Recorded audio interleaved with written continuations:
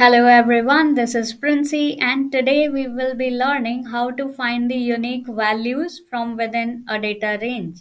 So let's see how to do it. Here we have a data table with the names of people and the service region. So let's suppose for some reason we want to find out the number of people here in this range. We basically want to know the unique names, who all are there in the list. So we will say unique. Then array.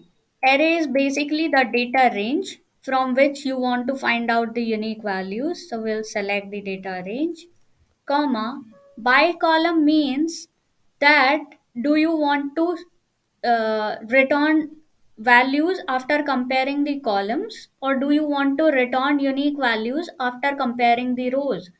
Since we want to compare the rows, we will say 0, that is false, comma, exactly once. Exactly once means that do you want to extract only those values which are appearing just once in the data, or do you want all the unique values?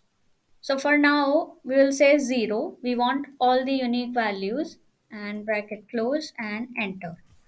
So these are all the people in this list. These are all the unique names. Suppose we want to know only the people who are just appearing once in the list. So we'll say unique, select the array, comma, by column. No, we want to compare by rows. So we'll say 0, that is false, comma, yes, we want to return the values which are appearing exactly once. So we'll say 1, which is true, bracket close, enter. So these are the people which are appearing just once in the list. We can use unique for all the columns as well. For example, if we want to find out unique values in both the columns, so we'll say unique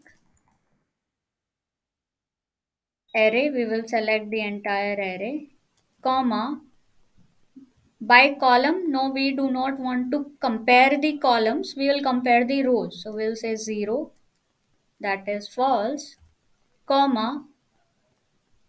Do we want to return the only the values which are appearing exactly once, or do we want all the distinct items? So we want all the distinct items.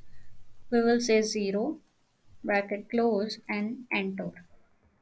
So these are all the unique combinations within this range.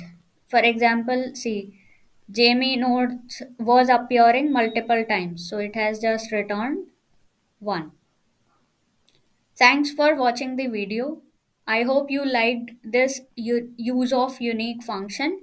In the upcoming videos, we will be learning more ways to use the unique functions.